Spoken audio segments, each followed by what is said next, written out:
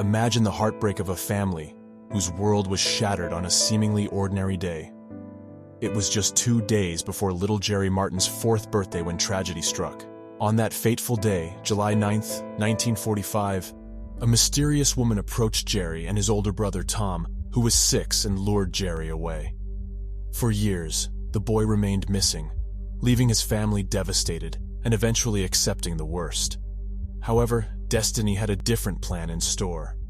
After an agonizing 74-year wait, a shocking revelation emerged, unraveling the enigma that haunted their lives. Prepare to embark on a jaw-dropping journey as we unveil the extraordinary tale of the boy who vanished for 74 years. How did this revelation come to light after so long? Why did it take 74 years? Today's case takes us to Manhattan, one of the 5 boroughs of New York City.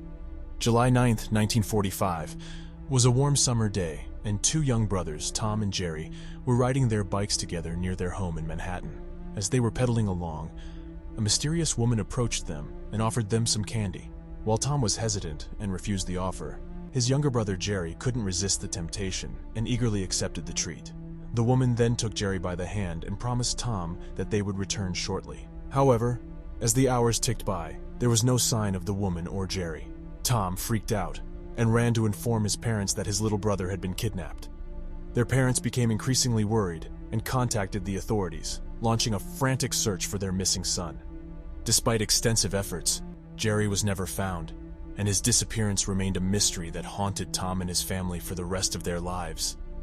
The pain of losing a child in such a sudden and traumatic way was unimaginable, and the Martin family was forever scarred by this tragic event. Harold Martin and Nancy Martin were the parents of the 2 boys, Tom and Jerry Martin. Unfortunately, the couple had already separated at the time when Jerry disappeared, leaving the family shattered and distressed. Adding to the complexity of the situation, Harold had remarried and had a 1-year-old daughter named Mary, which created further suspicion around Jerry's disappearance. Police wondered whether one of the parents had taken the boy due to a personal dispute. Despite the circumstances, Nancy maintained her innocence and insisted that she had nothing to do with Jerry vanishing. Her family stood firmly by her side, never doubting her claims. However, as time passed, the mystery of Jerry's disappearance remained unsolved, and the family was left to pick up the pieces and move on with their lives. Months turned into years, and before they knew it, decades had gone by with no sign of Jerry. The Martin family never gave up hope that they would one day be reunited with their beloved son and brother, but as the years went on, that hope began to fade. Harold and Nancy passed away, leaving their son Tom to continue the search for Jerry. Determined to find his long-lost brother, Tom spared no effort in his quest for answers. When DNA testing came about in the 2000s, he submitted his DNA for ancestry testing, hoping that the results would provide some clue as to Jerry's whereabouts.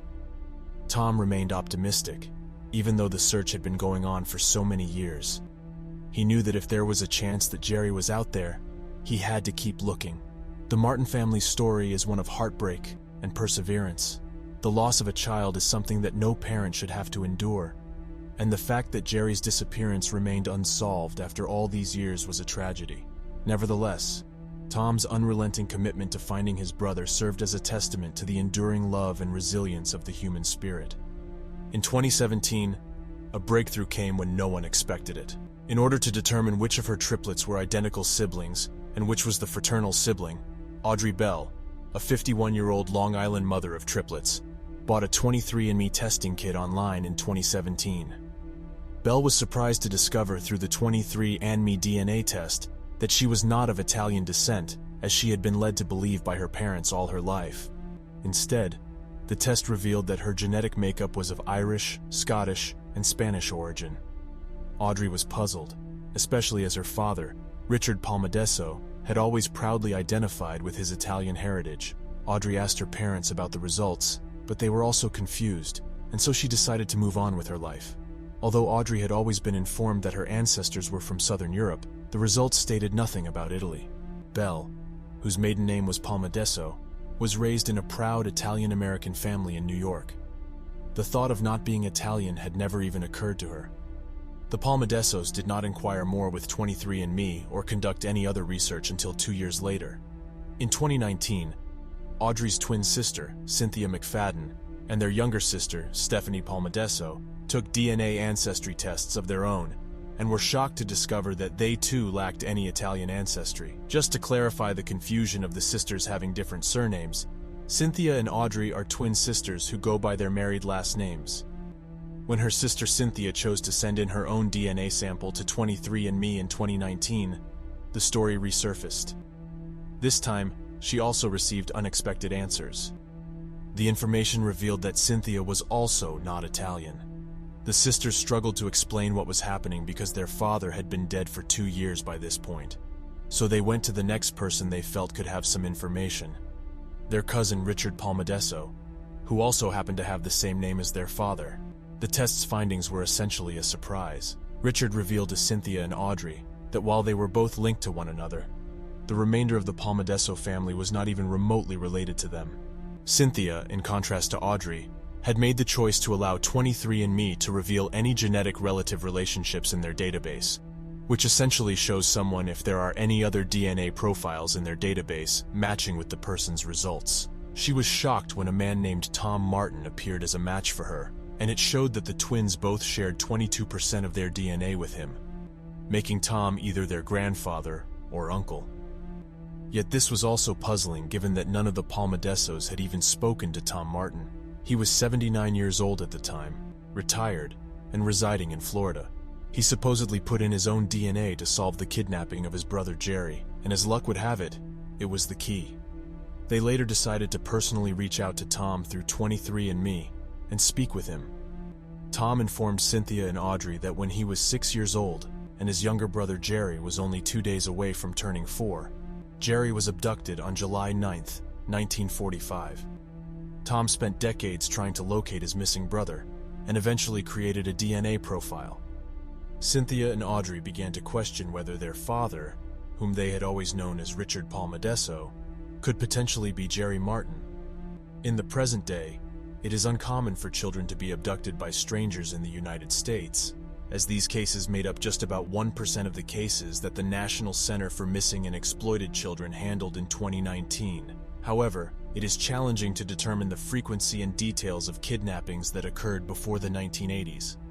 It was only in 1983 that the Missing Children Assistance Act was enacted, and a national registry for missing children was established.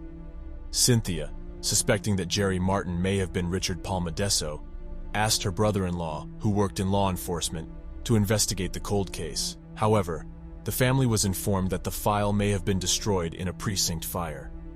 This New York Daily News article was one of the few pieces of evidence the twins found with details of the kidnapping. As they got to know Tom better, they discovered more similarities and clues that supported the DNA results. After exchanging photos, the twins realized that Tom and Richard had a remarkable resemblance. During their first meeting with Tom in person in 2019, they found out that the similarities did not end there. They were surprised to discover that Tom shared the same interests as their father, such as coconut cake, movies, and acting.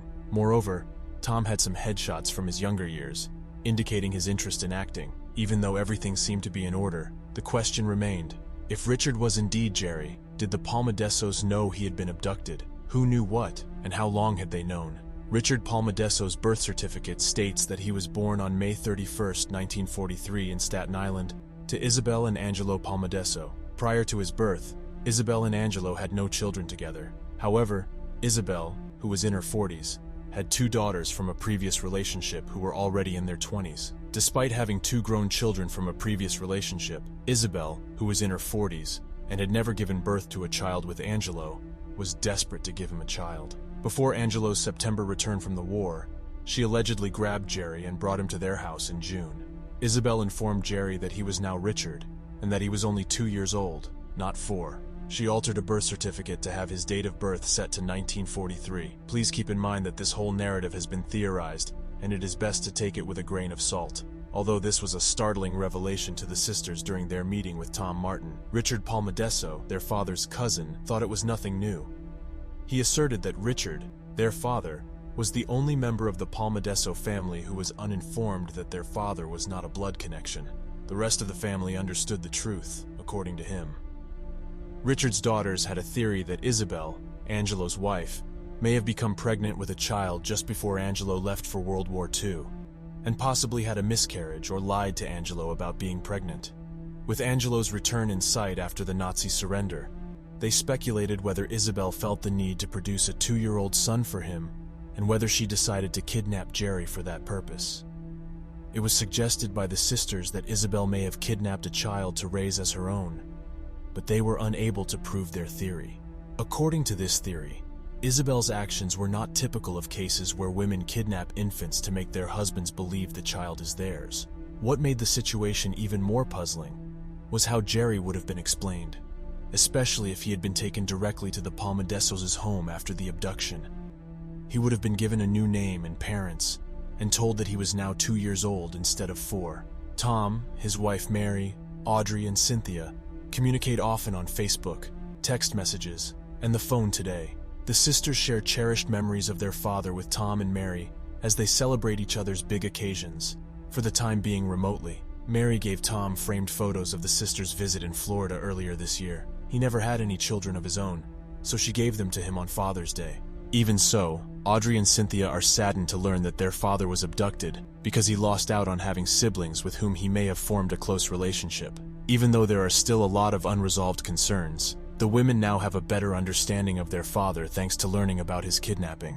They remember him as being compassionate, witty, and playful, but also struggling with bipolar disorder and persistent anxiety.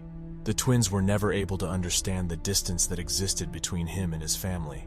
Now it all makes sense as to why the majority of the Palmadeso family had lost touch with Richard, and had taken either no action or very little initiative to get to know his wife and kids.